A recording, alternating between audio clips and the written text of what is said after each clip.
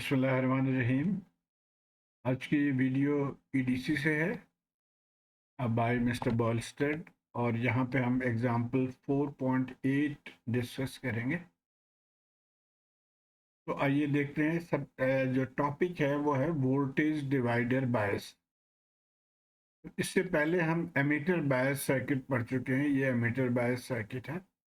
इसमें एक डिसएडवांटेज जो एग्जांपल 4.5 में इन्होंने शो किया है बुक में, वो ये है कि आप देखें जब बीटा की वैल्यू चेंज करें हम 50 से 100 कर दें तो आई बी भी चेंज हो गया, आई सी काफ़ी चेंज हो गया, और वी सी ई में भी काफ़ी तब्दीली है। तो इसका मतलब ये हुआ कि ये सर्किट बहुत ज़्यादा स्टेबल नहीं है। It varies, the varies with the change in beta.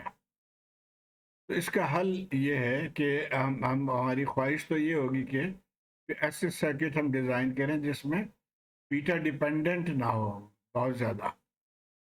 तो उसके लिए वोल्टेज डिवाइडर बायस सर्किट जो है ना वो यूज़ किया जाता है। अब बेसिकली ये देखिए, दो रेजिस्टर्स के ज़रिए जो सप्लाई वोल्टेज है उसको डिवाइड करके और ये वोल्टेज यहाँ पे जो है वो अप्लाई किया जा रहा है। तो इसलिए इसको वोल्टेज डिवाइडर बायस सर्किट कहा जाता है। अच्छा, अब ये सर्किट है। हम जैसे हमने पिछले सवाल में भी किया था कि हम कैपेसिटर्स को निकाल देंगे। तो कैपेसिटर्स को निकाल दिया, ये हमारे पास बचा। और इसको अब हम कंपेयर करेंगे एमीटर बायस के साथ। तो हम जैसे यहाँ पे तो ये इसके क्रॉस ये रजिस्टर था और जो वोल्टेज है यहाँ पे वो अप्लाई हो रहा था। हम चाहेंगे कि जो यहाँ पे वोल्टेज है वो अप्लाई हो। तो ये पॉइंट जो है यहाँ पे, अब इस वोल्टेज को मालूम करने के लिए हम थेवेनिन्स इक्वेशन का जो है वो सहारा हेल्प लेंगे। और इसी तरह यहाँ पे ई थेवेनिन और आर थेवेनिन दोनों चीज़ें हम यहाँ पे मालूम करके अप्लाई करेंगे। अच्छा, तो उसके लिए एक तो आसानी के लिए हमने इस पावर सप्लाई को अलग-अलग कर लिया दोनों ब्रांचेस में। और अब आइए हम मालूम करते हैं ई थेवेनिन। ई थेवेनिन या वी थेवेनिन भी कहते हैं। वो क्या होगा? ये टोटल वोल्टेज डिवाइडेड बाय ये दो resistances divided by R1 and R2 और मल्टीप्लाइड बाय R2, बिकॉज हम इसके क्रॉस जो वोल्टेज है वो मालूम करना चाह रहे हैं। तो मल्टीप्लाइड बाय R2, और ये हमारा टोटल वोल्टेज है VCC। तो इस फार्मूले को हम यूज करके ई थेवेनिन मालूम करेंगे। इसी तरह आर थेवेनिन मालूम करने के लिए आपको अगर याद हो थेवेनिन्स थ्योरम, तो वहाँ पे हम सोर्स को ग्राउंड कर देते हैं, जीरो कर देते हैं। तो इसको अगर हम ग्राउंड कर दें तो ये सर्किट कुछ इस तरह से बन गया। और आप देखें तो ये ग्राउंड और ये ग्राउंड जब आप मिलाएंगे तो ये दोनों पैरेलल में आ जाएंगे। तो are Thevenin R1 parallel R2। तो इसको भी हम आगे यूज करेंगे इस फॉर्मूले को। अब हम आ जाते हैं अपने सवाल पे। ये सर्किट है, इसमें हमें बेसिकली दो चीज़ें मालूम करनी है। एक VCE जो वोल्टेज यहाँ पे कलेक्टर मीटर वोल्टेज मालूम करना है, और कलेक्टर करंट IC ये कलेक्टर करंट ये मालूम करना है। तो एज यूजुअल हमने कैपेसिटर को ख़त्म कर दिया। ये हमारा सर्किट बना। और अब इनमें मैंने वो रजिस्टर्स के वैल्यू जो हमने पिछले स्लाइड्स में पढ़े थे वो वैल्यू हमने यहाँ पे यूज़ कर लिया, R1 R2 RC RE। और इसको भी हमने सेपरेट कर लिया ताकि आसानी से हम कैलकुलेट कर सकें।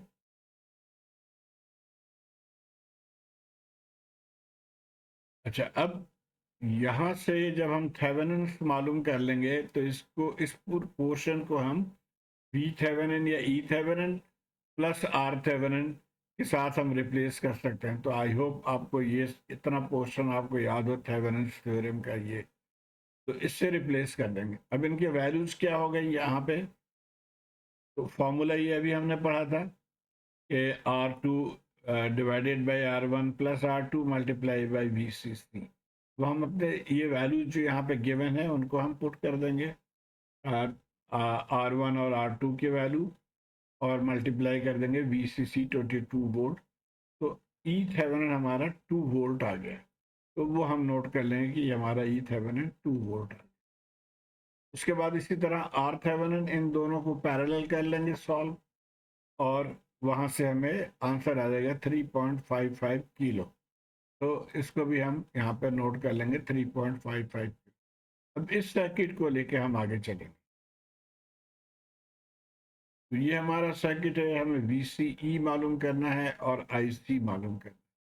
तो पहले हम IC मालूम कर लेते हैं। IC का फॉर्मूला ये है, IC is equal to beta multiply by IB। तो इसका मतलब ये हुआ कि पहले हमें IB पता करना होगा। IB के लिए हम इस लूप को यूज़ करेंगे और यहाँ पे हम KVL इक्वेशन लिखेंगे। हम यहाँ से चल रहे हैं तो -E थेवेनिन, अभी मैं वैल्यू नहीं पुट कर रहा हूँ क्योंकि कॉम्प्लिकेटेड हो जाता है, तो इसलिए जो लेटर वैल्यूज है ई थेवेनिन वही हम यूज़ कर रहे हैं। तो -E थेवेनिन प्लस क्या होगा IBR थेवेनिन, तो IBR थेवेनिन प्लस VBE और प्लस IERE।